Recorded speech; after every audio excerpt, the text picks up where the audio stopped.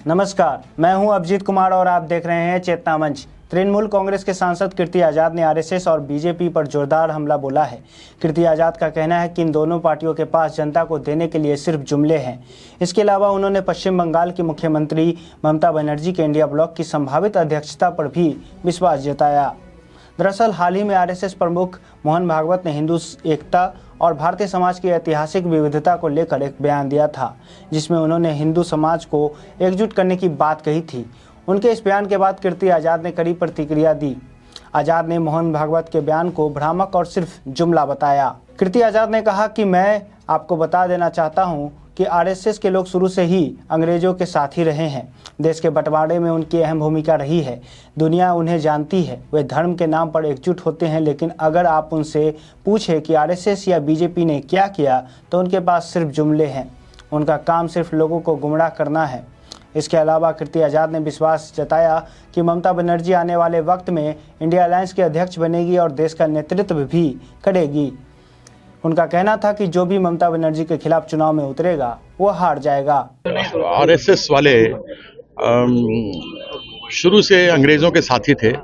इन लोगों ने देश को विभाजन करने में बहुत बड़ा हाथ था और हमारे पिताजी, स्वर्गीय पिताजी, जो एक स्वतंत्रता सेनानी थे, श्री भागवत आजाद, वह भी जब अंग्रेजों के विरुद्ध लड़ रहे थे तो उनके साथ में ही कोई आरएसएस के लोग थे जिन्होंने मुखबरी करी थी और उनके पांव में गोली लगी थी। तो इन लोगों के बारे में दुनिया जानती है।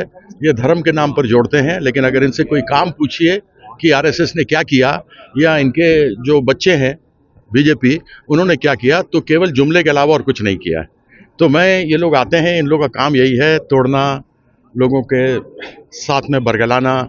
हमारा जो धर्म है, सनातन धर्म है, उसके बारे में भी गलत सब प्रचार करना। इसके अलावा ये और कुछ नहीं कर सकते। और जो ममता बंदोपाध्याय के सामने पश्चिम बंगाल में लड़ने के लिए आएगा वो चूर चूर हो जाएगा। और हमारी दीदी जो है वो आगे चल करके, हमको पूरा विश्वास है कि हमारे इंडिया गठबंधन के भी अध्यक्ष बनेंगी और आगे चल करके देश का नेतृत्व भी करेंगे। आपको बता दें कि इससे पहले आरएसएस प्रमुख मोहन भागवत ने पश्चिम बंगाल में संघ कार्यकर्ताओं से मुलाकात करते हुए हिंदू समाज की विविधता और उसके स्वभाव पर जोर दिया था। भागवत ने कहा था कि संघ क्या करना चाहता है, तो जवाब होगा संघ पूरे हिंदू समाज को एकजुट करना चाहता है, क्योंकि हिंदू इस देश के समाज के लिए जिम्मेदार है।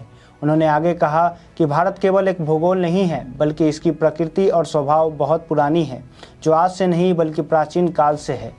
उन्होंने ये भी कहा कि हिंदू समाज हमेशा दुनिया की विविधता को स्वीकार करता आया है।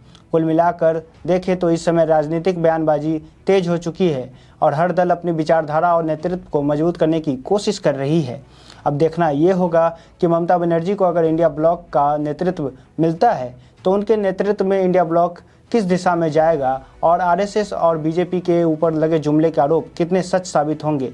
तमाम ऐसी जानकारियों के लिए देखते रहिए चेतना मंच। धन्यवाद।